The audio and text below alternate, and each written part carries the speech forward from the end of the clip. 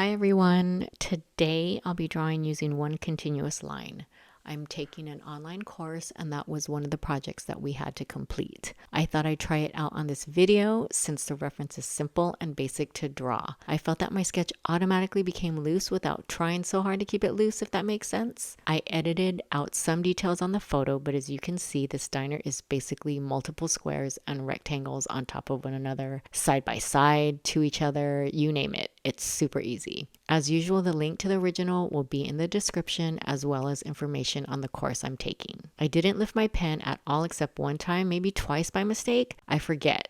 But if you caught it, let me know in the comments where you think I lifted my pen. If not, then I must have done a good job of putting it back on the paper really quick.